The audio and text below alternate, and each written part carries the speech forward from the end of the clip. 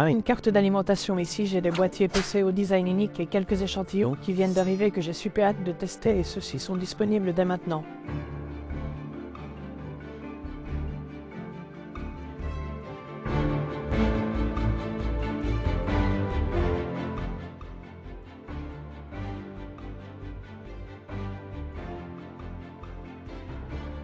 Le boîtier PC SSUP ou Sunny Side Up et cela s'appelle Shuttle et pour moi cela me rappelle un peu le film Passengers avec Chris Pratt et regardez ce boîtier PC. Il est absolument unique, il est complètement fait, tout est à l'envers, d'accord, donc même si c'est le bas du boîtier PC, nous avons des ventilateurs qui arrivent, essayons de le démonter, d'accord, à l'arrière, il y a un verrou et un déverrouillage.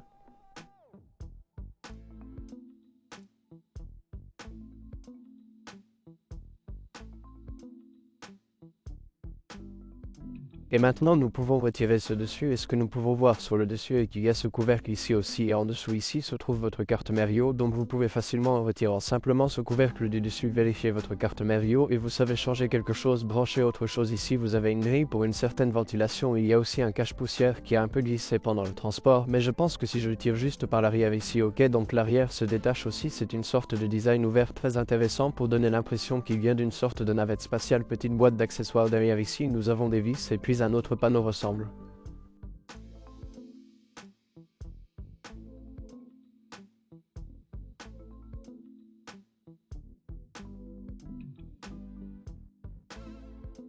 Comme un panneau de rechange pour ce dos ici aussi, mais ils l'ont enlevé et mis là donc pendant le transport, il se détacherait et se détacherait. Je pense qu'il y a des aimants là-dedans et vous pouvez retirer ce panneau, c'est probablement à cause du routage des câbles qui va jusqu'au haut pour que vous puissiez mettre DES de la carte mère, puis il descend du côté ici, puis soit du haut ici, soit plus bas de quelque part en bas. Ok, le panneau latéral est à l'avant ou à l'arrière, donc l'une des choses que vous pouvez voir est que la disposition de la carte mère est tordue. La carte mère va ici comme ça, puis l'arrière de la carte mère sera sur le dessus, donc votre GPU sera couché comme ça ici et vos emplacements GPU sont sur le dessus. Là maintenant, est-ce mieux en termes de flux d'air? Je ne sais pas, probablement.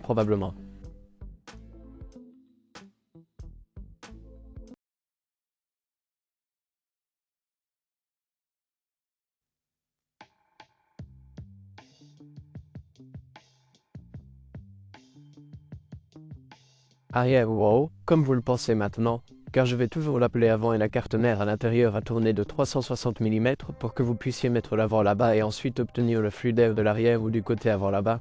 Il a un cache-poussière magnétique et puis le flux d'air entre en quelque sorte dans cette chambre ici. Donc vous avez votre bloc CPU là-bas qui aura des tubes qui descendent ou probablement qui montent. Il aspirera de là et soufflera ensuite dans cette chambre d'air ici qui est en quelque sorte l'arrière de la lame du GPU parce qu'il vient de cette façon. Évidemment, ces ventilateurs inférieurs qui sont inversés poussent l'air vers le haut, donc tout ce qui entre de là et puis il est évacué par le haut. Maintenant, vous pourriez mettre juste des ventilateurs à l'avant ici et puis un I/O sur le dessus ici, parce qu'il y a de l'espace sur le côté ici pour monter un I/O comme vous pouvez le voir. Vous avez des trous de vis là-dedans, donc 360 mm peuvent aller sur le dessus là aussi, donc cela devient une sorte de conception à deux chambres.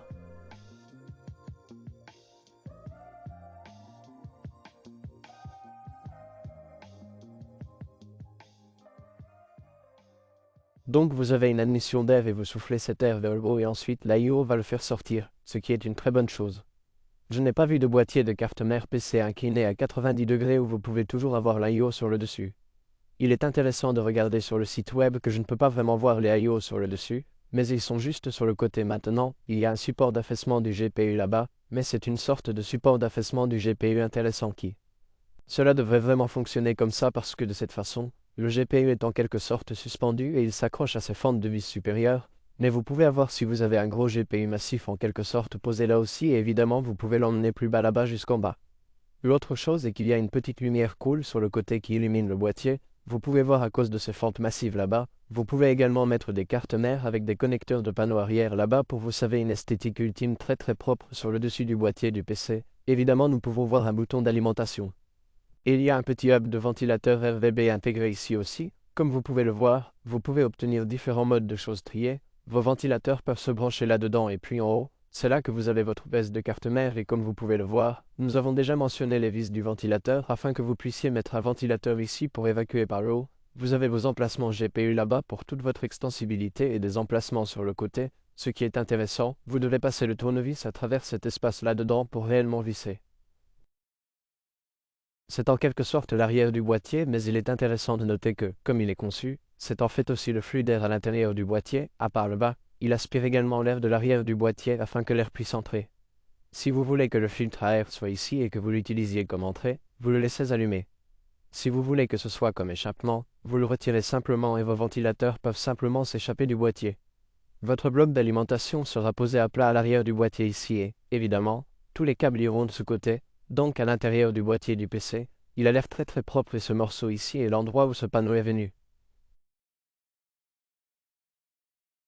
À l'intérieur de la boîte d'accessoires, voyez ce qui va juste y aller et ensuite vous pouvez avoir un petit peu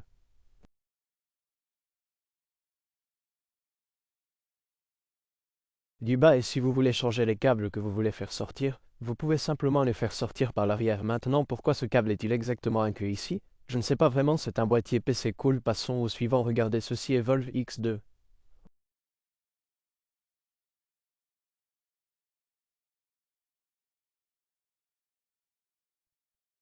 Oh, donc c'est blanc aussi, et c'est Fantax Evolvex 2, nous avons vu comme des aquariums qui sont comme une sorte de verre en forme de L latérale en verre plié, il y a du verre tout le long de l'autre côté aussi, donc on dirait que la conception pour cela est entièrement en cheminée, aspirer l'air par le bas, le pousser par le haut, puis par le côté ici, et comme vous pouvez le voir, la longueur de ce boîtier est assez grande en termes d'empreinte réelle sur la table, c'est comme un boîtier de taille moyenne, 80X n'est pas grand, il est écrit ici, retirez le panneau supérieur en premier, je suppose que c'est ici UH, donc la conception de ceci est intéressante vu du haut, cela me rappelle un peu le boîtier TriQK et leur conception, la façon dont ils ont fait cela se souviennent de notre interstellaire mais construit mais.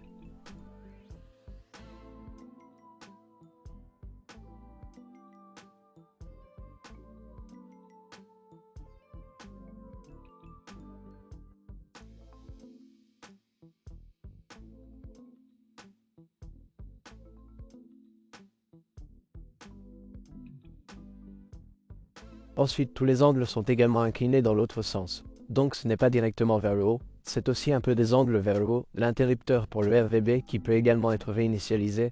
Je pense qu'il y a ensuite une lumière ici, puis un bouton d'alimentation, comme vous pouvez le voir, également un petit maillage de l'autre côté. Il ne semble pas que ce soit remplaçable, ces deux vis si nous les défaisons, le verre peut se détacher, donc il y a toutes sortes de protections naines ici, donc il faut s'assurer que ces deux verres ici et ces coins ici ne se cognent pas et ne se brisent pas à l'intérieur de l'expédition. Wow, c'est du verre lourd et maintenant le panneau arrière se détache exactement de la même manière.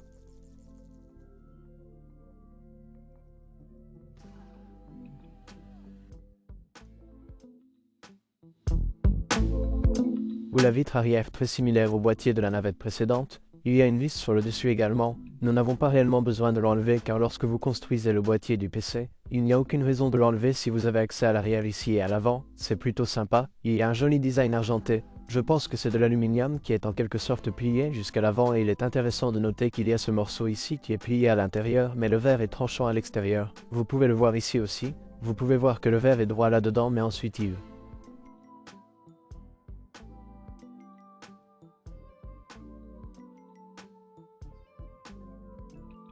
c'est une sorte de forme en U qui tourne, puis ici ce morceau se détache et ensuite vous pouvez défaire ces fentes PCA mais cela le garde vraiment très agréable et minimal en termes de disposition de la carte mère. C'est assez conservateur votre carte mère là-bas ES à l'arrière du GPU comme ça ici et puis il y a une admission massive en bas.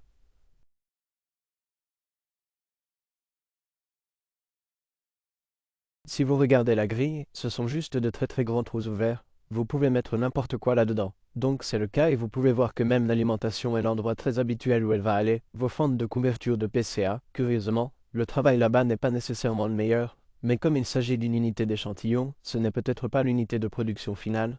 Même si tout le reste semble de très bonne qualité, cela semble un peu intéressant. Il y a une petite vis à oreille en bas ici si vous la défaites et vous pouvez retirer le support et commencer à installer votre EO 360 mm. Puis le remettre bien là-dedans pour ne pas avoir à vous soucier de vos vis et de tous les autres éléments. C'est une sorte de nid d'abeilles et de mailles vraiment cool qui se passe là-bas. Ce trou de ventilateur d'extraction arrière est également très intéressant. C'est un peu comme des stores inclinés. Vous savez comment vous avez des stores sur les fenêtres, mais à l'envers, puis inclinés de cette façon. Cela continue le design minimaliste. Voyons si et maintenant vous pouvez ouvrir la porte à tous vos câbles.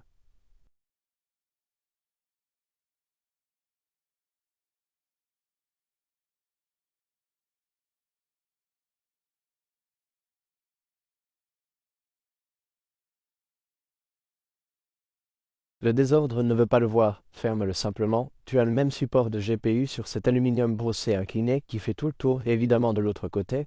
Il maintient ton GPU, il peut être ajusté avec ces deux vis et si tu pousses ça, je pense que nous devons d'abord ouvrir la porte au fait de cette porte.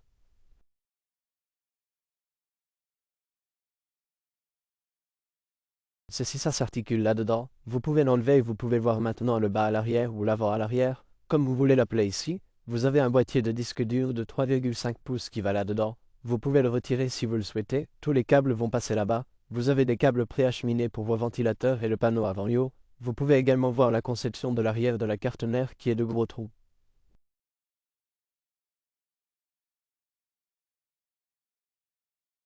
Vous pouvez donc avoir des connecteurs de panneaux arrière tout autour. Les SSD de 2,5 pouces peuvent aller sur ce support que vous pouvez défaire. Puis il se détache également des pièces du panneau avant, deux USB de type A, un de type C et une prise combo casque microphone. Il semble donc que cela soit destiné à être sur votre table pour présenter votre magnifique boîtier étonnant. Fontix a également envoyé une boîte secondaire là-dedans et il est également écrit des échantillons dessus et je pense.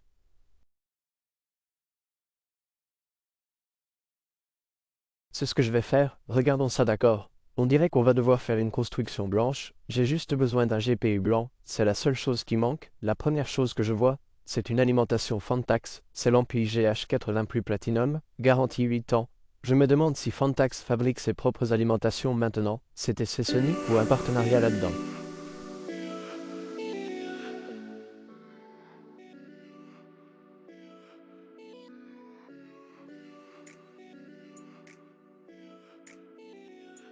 Hank GH est-il blanc? Oui, il est blanc, curieusement bien que le design de la grille ne soit pas le même nid d'abeille sur le boîtier, je suppose que cela a été fait avant, c'est un design vraiment cool, même si on dirait qu'il y a beaucoup de flux d'air qui peut passer par ici, de très gros trous, il a l'air assez petit aussi, 1000 watts, 600 volts câble haute puissance là-dedans, c'est un design cool, je l'adore même si vous ne le verrez jamais mais.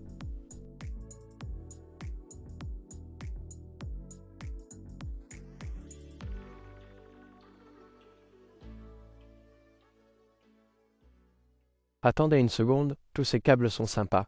Oh, regardez ces câbles gainés individuellement, de très bonne qualité qui viennent avec, ok, c'est bien. Oh, Evolve X2, évidemment, comme toujours, vous avez vos vies bien travaillées comme le fait toujours Fantax, un chiffon en microfibre et des attaches IP qui sont fournis avec le boîtier, regardez ça. Alors c'est le prochain hub Q-Link qui ressemble à son propre hub RVB de Fantax, un PCA USB à 6 broches.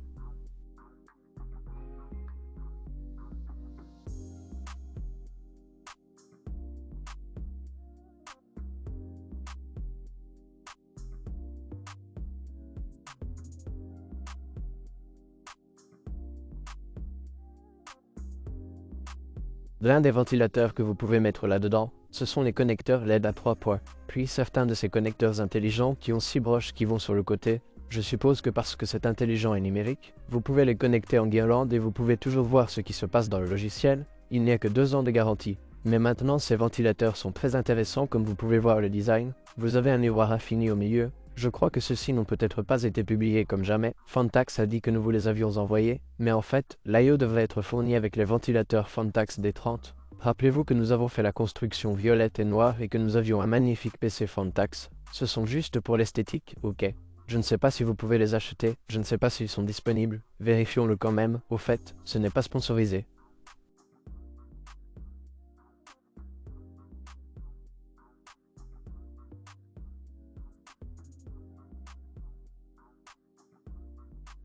De ces entreprises, d'accord, ils m'ont envoyé ceci. Mais je peux dire ce que je veux et nous allons, je l'espère, faire une construction avec EM2520G2. Voyons quelques-unes des spécifications ici. 2000 TR, mine donc pas si rapide, il y a 25 mm d'épaisseur donc ce ne sont pas les plus épais et comme vous pouvez le voir, voici le connecteur intelligent qui relie le régime du ventilateur et le RVB et ceux-ci sont réversibles 3 d'entre eux donc ceci irait juste en bas là-bas parce qu'il pousserait l'air vers le haut et vous obtiendriez le joli design regardant vers le bas du miroir comme une sorte d'infini bien en descendant c'est régulier c'est inversé et puis l'un des iOS G2 par 2 IO donc c'est blanc je n'ai aucune idée de ce que c'est IO je suis aussi curieux que vous.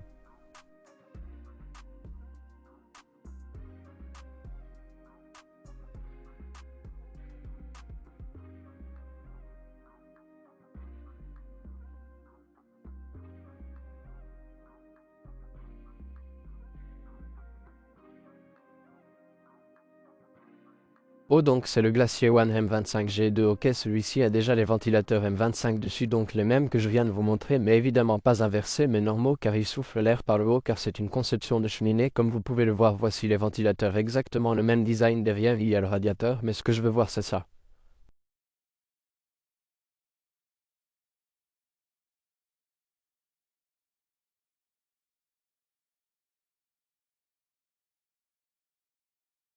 Ok en bas nous avons une zone de contact assez grande en auto curieusement il y a un ventilateur qui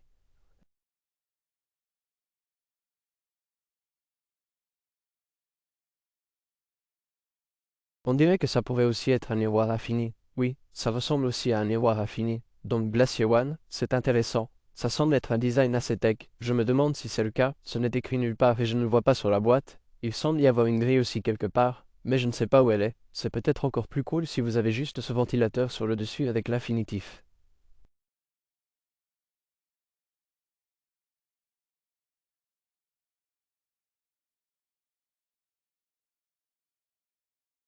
L'air sort juste des côtés, ouais, on dirait que mon échantillon a eu à cette grille manquante. Si je regarde en ligne, je peux voir que la grille est toujours allumée, mais pour une raison quelconque, l'échantillon la manquante. Ok, voici ce que je pense parce que les deux sont des constructions blanches. Nous pourrions utiliser le Gigabyte Z890 AOD car il va vraiment très bien avec le design blanc. En termes de GPU blanc, il faut aller avec Gigabyte.